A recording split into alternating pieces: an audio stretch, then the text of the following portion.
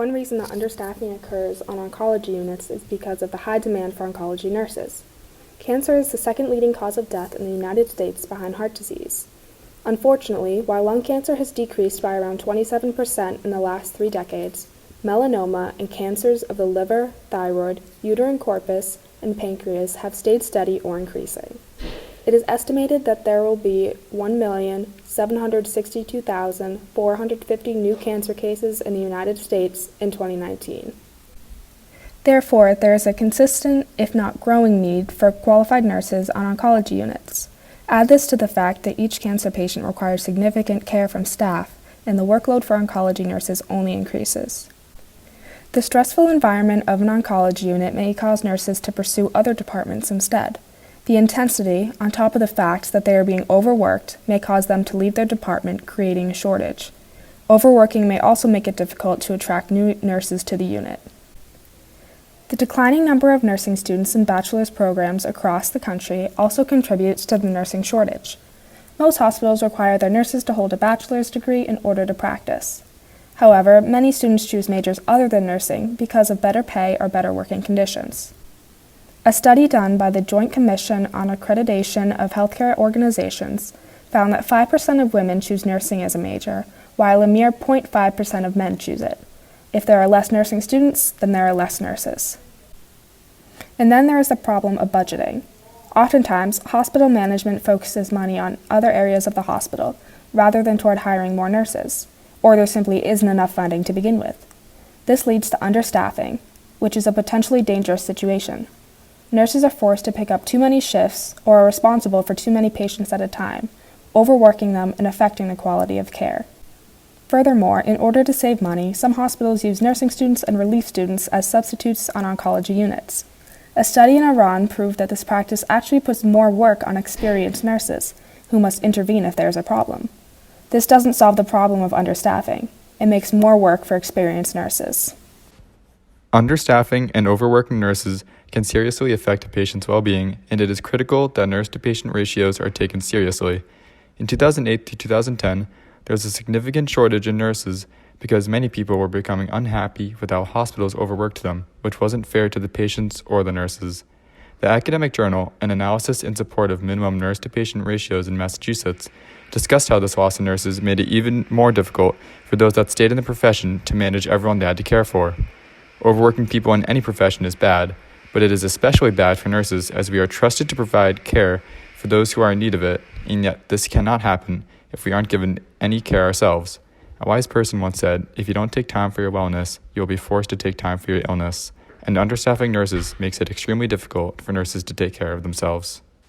Another article titled, A Broadening Coalition, Patient Safety Enters the Nurse-to-Patient Ratio Debate from Science Direct discusses how there has been studies done that proves having better nurse-to-patient ratios makes a big difference.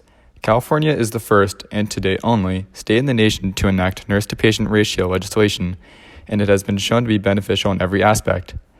Studies of patients with higher nurse-to-bed ratios found that patients who undergo surgery in hospitals with better nursing environments typically display lower mortality with similar costs, and having a fixed ratio helps hospitals to not understaff nurses so much. Nurses working in California have been found to have lower mortality rates than states without a fixed ratio, and although more studies need to be done, the results will likely be the same. Nurses on oncology have to give patients different chemos at different times along with other drugs, many of which have to be spaced out and taken at different times, which is why if they are understaffed, the patients might not get the best care that they can receive. If the timing of the drugs or chemo ends up getting pushed off, it can end up pushing off every other treatment they need after, and it can become a big problem if even just one thing is shifted. While this is unfair for the patients, it is also unrealistic for nurses to provide all of this care. If they are understaffed, and if they are overworked, it can be hard for them to remember every single thing each patient needs and when. Overworking and understaffing nurses is dangerous in any department, but it is crucial in oncology that patients receive the care when they need it, which can only happen if hospitals give nurses a reasonable amount of patients. Nurse-to-patient ratios on an oncology unit in a hospital affect both the nurse and the patient. When there is a lower nurse-to-patient ratio, say 1 to 8 rather than 1 to 4, the quality of care provided to the patient decreases.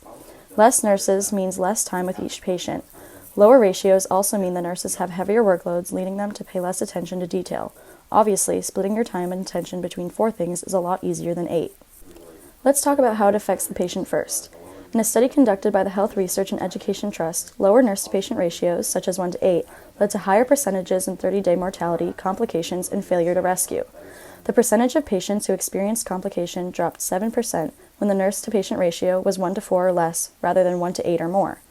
Added nurses on a unit decreases patient mortality to the point that each addition of 1 nurse to the staff on shift results in a 14% decrease in the likelihood of a patient to experience in-hospital mortality. Poor quality of care not only affects the health of the patient, but also lowers their satisfaction with the care they receive. Now let's discuss how nurse-to-patient ratios affect the nurse. In the study mentioned before, it was also found that only 16% of oncology units in the hospitals surveyed reported having an average nurse-to-patient ratio of 1 to 4 or fewer, and 7% reported having an average ratio of 1 to 8 or more. An oncology unit is already a stressful environment, and nurses who have more patients than they can handle may look for shortcuts in order to be able to complete their numerous assigned duties, including medication administration, which can result in medication errors. So, low nurse-to-patient ratios lead to an endless cycle of poor care and dissatisfaction for both the patient and the nurse. Low nurse-to-patient ratios also lead to nurses becoming mentally, emotionally, and physically exhausted. Nurses can then experience burnout, which causes them to take sick days, only worsening the problem by lowering the nurse-to-patient ratio even more. Some nurses even find a different area of nursing out of the hospital that is less demanding, which will again lead to understaffing.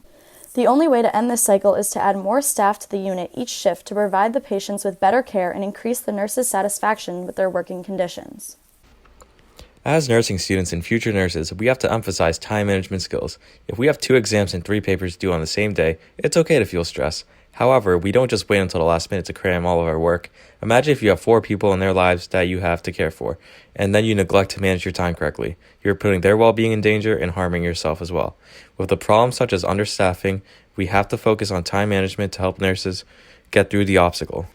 The academic journal written in 2018 by a nursing professor at the Manipal College of Nursing in India, Time Management in Nursing, Hour of Need, provides an in-depth look at time management as not only nurses but also nursing students.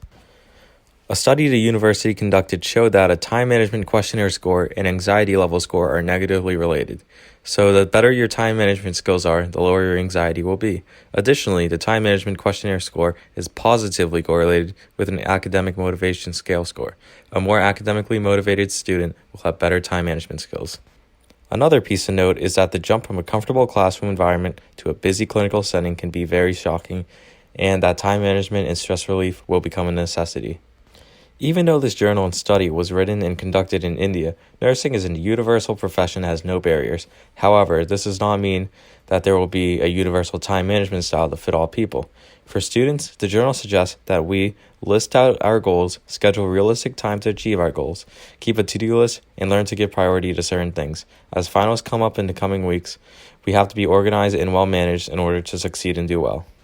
As nurses, the journal suggests that nurses are to be well-oriented with the personnel and patients, aware of the goals and needs to be done, and be competent with your skills. The journal suggests that nurses arrive early to plan the work, list down the activities that need to be done, prioritize these activities, estimate the time needed for each activity, spend time consciously and cautiously for unscheduled activities, and importantly, learning to say no. Whether the problem may be understaffing of nurses in oncology floors or multiple school projects due in one day, time management is essential for nursing students and nurses to master to have a successful nursing career.